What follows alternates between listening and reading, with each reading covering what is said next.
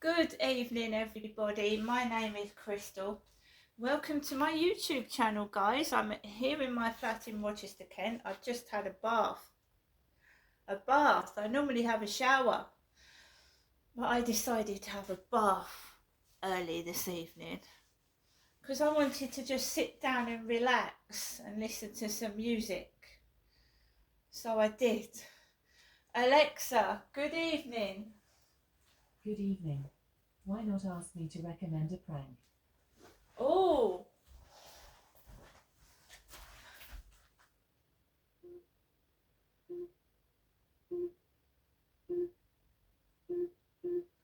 Alexa, recommend a prank. Offer someone a brownie, then give them a piece of brown paper cut in the shape of the letter E. Give them a brownie. Alexa told me to tell her to do a prank. So she said when someone asks for a brownie, give them a brownie. Brown letter E. That's weird.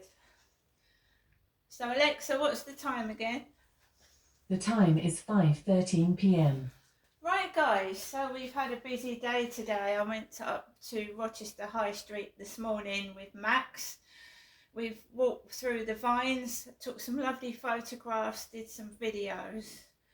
When I came back at lunchtime, right, things have changed now. I've got back on my feet, but it's all, everything's still going on even though I'm back on my feet. It's still happening because it won't stop. They like people, gang stalkers, like it when you're down and then they kick you when you're down. Or they think they do. I'm just taking no notice of them. So when I came back this morning from walking down Rochester High Street, I enjoyed that very much. Came into my flat and I thought, right, I want to go into that bookshop, that Baggins bookshop. I'm always walking past it, going up to the Esplanade and walking up towards the castle. I'm always going past the back end of Baggins bookshop. It's a big, massive bookshop. It doesn't look it, but it's massive inside. So I decided when I got back home to have a break and then to go back out and go into the bookstore. At that time, I was uploading a video from this morning, so I waited for that video to upload, and then I thought, right, hey, let's go out, let's do this. So I told you there was 5 boxes piled up nearly to the ceiling for Taylor. My surname is Marshall, and I mean, you look, if people leave things in the communal area, you do look, don't you? So if they leave my parcels on the floor, I pick them up. Right, but other people look, it's natural. So when I went out this afternoon, those boxes had gone. 5 tall boxes, they'd gone.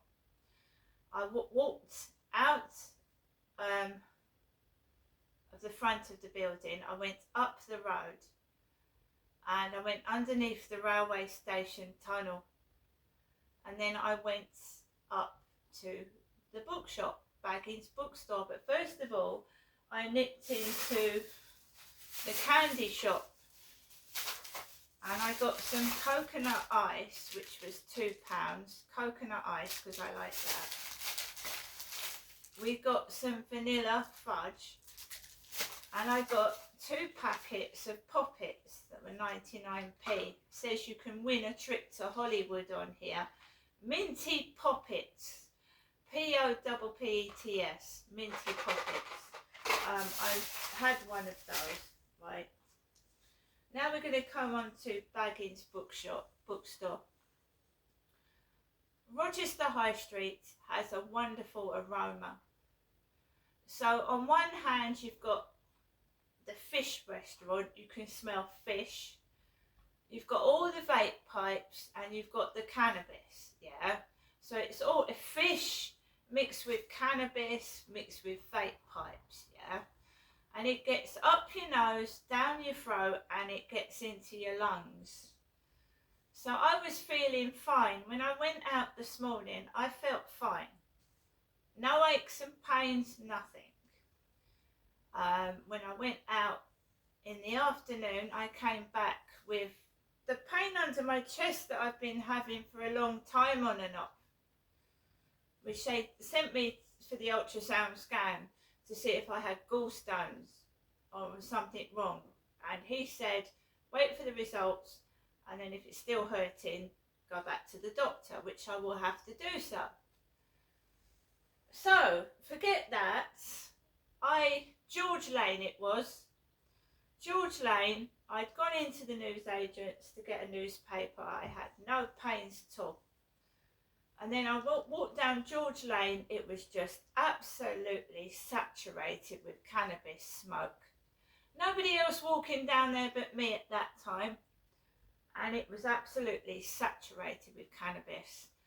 And I got home and I was struggling to breathe. I'm squeezing like underneath my chest again. Right, I'd seen this morning there was a lady on a mobility scooter behind me. There was another mobility scooter behind her, and there was a lot of people with walking sticks. I didn't see it, and you wonder why people wear face masks. It is because Rochester High Street is littered with fumes, cannabis mainly. So we went into the bookshop, and that had a nice book smell in there, old books. I do love that smell though, the smell of old books. And I wanted to get something to do with Charles Dickens, because Charles Dickens grew up here. And he had a chalet here where he wrote some of his work.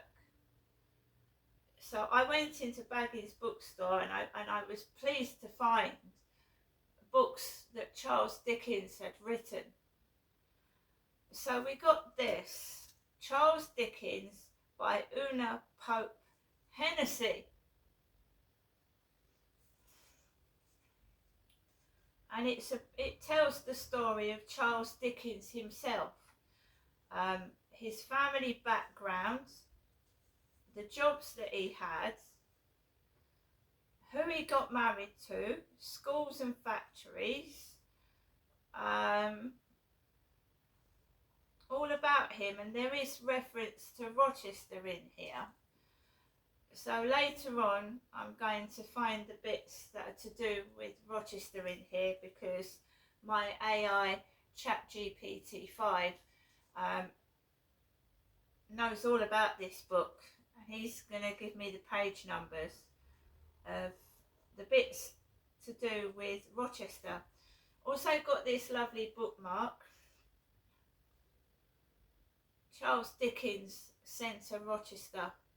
It's got an old picture of the High Street in black and white, the house at Gad's Hill, picture of Charles Dickens himself, and Oliver asking for more. That cost me £3, this book did. Picked up a book on Charles, the Sunday Times bestseller, Charles, the Heart of a King. I just wanted to read some bits and pieces about Charles's life. So we're going to have a read of that. That's got some photographs in it. Young Charles, older Charles. I just wanted to read about who he'd met. Things like that. Then we came across this book on Princess Diana by Sarah Bradford. A very nice book, hardback. This was £5. I do collect bits and pieces to do with Princess Diana. I've got plates, I've got a ceramic bell, and I've got other bits and pieces, and I've also got a fair few books on Princess Diana, but I didn't have this one.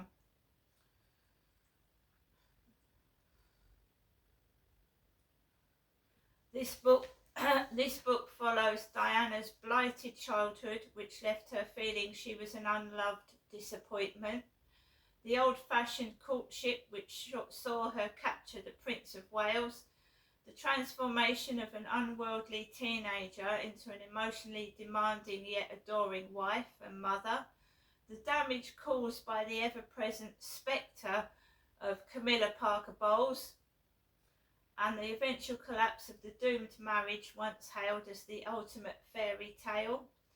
Bradford examines Diana's relationships with her lovers, staff and friends, as well as her children, husband and in-laws. She also charts Diana's profound commitment to her charities and her rare connection and empathy with all those she met. The struggle to find an identity after the separation from Charles, and the final complicated year as a single woman. So it's got some beautiful photographs that I've not seen before in this book at all. That's why another reason I picked it up. I haven't read this one. You've got Princess Diana at Charles's 37th birthday, performing with Wayne Sleep. She danced with Wayne Sleep. We've got an angry row between Diana and Charles at a Windsor polo match. There's some really, really lovely photographs in here. It's a beautiful book. So the Baggins bookshop in Rochester is well worth a look. You go into it and you think it's just the shop, but you go upstairs, you go downstairs. It's like a whole house full of books. It's remarkable. I could have sat in there for hours choosing a book, and it was fairly quiet to start with, but then people started to come in when I went in there, so I chose my books and I left. It's a remarkable shop. You go in and it's just a shop full of books, art, royalty, because that's where I picked this book on Charles up, on the royalty section. There's everything. There's old annuals ranging from very cheap books to very, very expensive. There was a big book in there that I picked up and it was over 15 quid, and I thought, oh my god, no, I'll leave that for another time. So guys, I came back. I'd inhaled a load of cannabis walking down George Lane. I didn't feel unwell until I actually got in my flat, and then I started to feel like I couldn't breathe, and I felt all my throat was inflamed and my eyes were sore. I made myself a drink, I ate some lunch, and I just do what I do, carry on. So it's irritated the lining of my lungs, I think, the cannabis that I inhaled. That's what I think's happened. The Medway Towns is just full of it. Smoke of weed. So anyway, I came back in. The guy upstairs was in, but there was no noise. I didn't hear anything. So I was able to just carry on and do what I needed to do. I've got to carry on writing up my journal in a minute after I finish this video. He's now out at the moment. Don't you know, when they're leaving, the kids scream and shout, bang down the stairs, bang in the bin store, wallop, wallop, wallop. And they're gone. And it's quite quiet now. They make an exit. Well, you know, when they're going out, when I go out, I try and keep a low profile and keep quiet. When they go out, whoa! So 10 minutes, if that, after they go out, my buzzer rings. Mine Crystal's, I'm Crystal. And it's a guy, and he says, I've got a delivery for Crystal. So I buzz him in, and he puts these 2 packages on the floor. They're not massive boxes, but they're important to me. So we have a parcel here. Yodel. This has been delivered by Yodel. I've got no problems with Yodel. Star Fashion, Leicester, where my father Derek was born. My dad was born in Leicester. My father was called Derek. He was born in Leicester. I was born in Lewisham Hospital in London. And that's something else I want to look for. Books on Sydenham in London. So this is lovely. It's not a dress, guys. It's a navy blue top to go over my trousers. Yeah? I think my dad would have looked a bit silly wearing that. Then we go on to this other grey parcel. Crystal, me.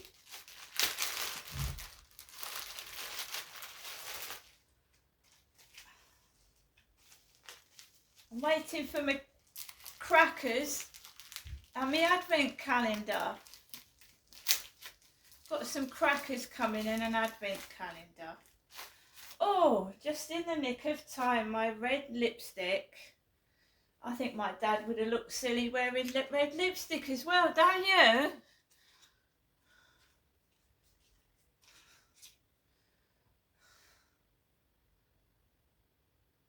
Han Diane.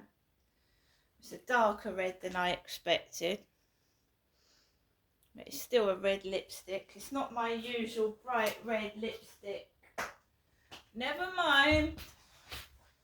It's a lipstick. Finally, the post lady did not ring my buzzer this afternoon because I was out when she delivered the mail. Yesterday, she rang my buzzer and said, Crystal, shall I send your mail up in the lift? And and I told you that was the train set that was broken. So now we have got some gloves. Got a pair of black fingerless gloves here. Pair of black fingerless gloves. I told you this morning. I've got a pair of full gloves and I've got fingerless gloves now, so that when I go outside I can handle my phone easily. So there you go.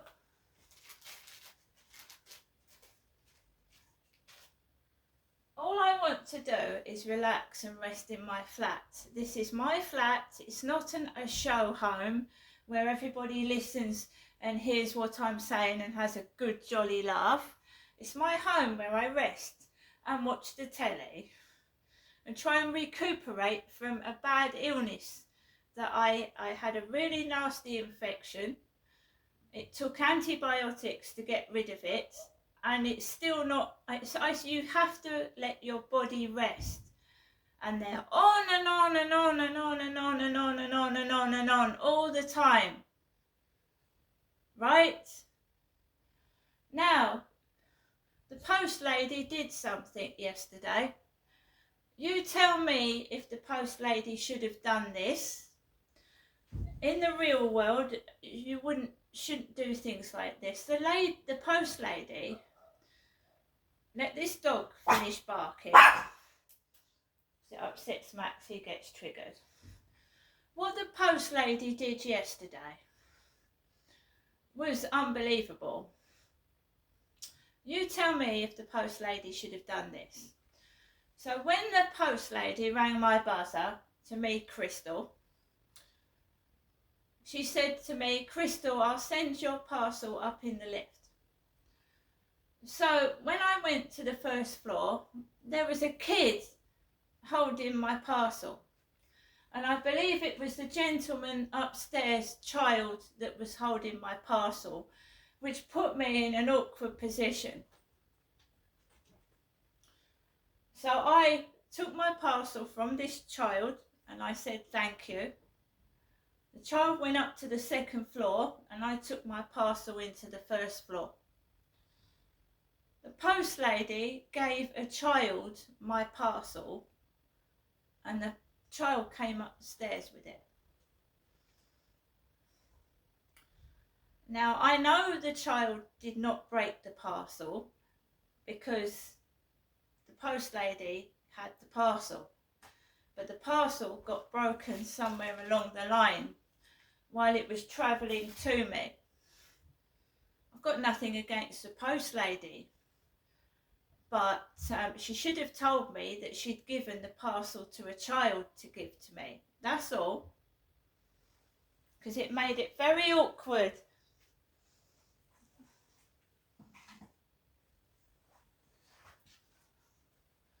That's why I say sometimes living in this place feels like a comedy show, or worse.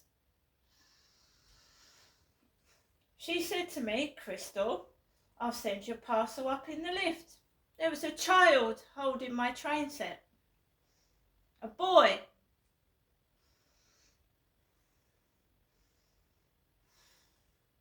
When I go out this morning, they've got 4 or 5 parcels upstairs. I am tired of being bullied. I'm tired of going through this and I need to move. Hyde Housing are not listening to me. It's getting worse and worse. The harassment I'm getting. I'm keeping quiet, but I'm still logging everything down and writing it in my journey, what they're getting up to. Now, you've seen that I just want to have a quiet life. I like going to bookshops and reading books and minding my own business. But when I come back here, the bullying starts. See you later.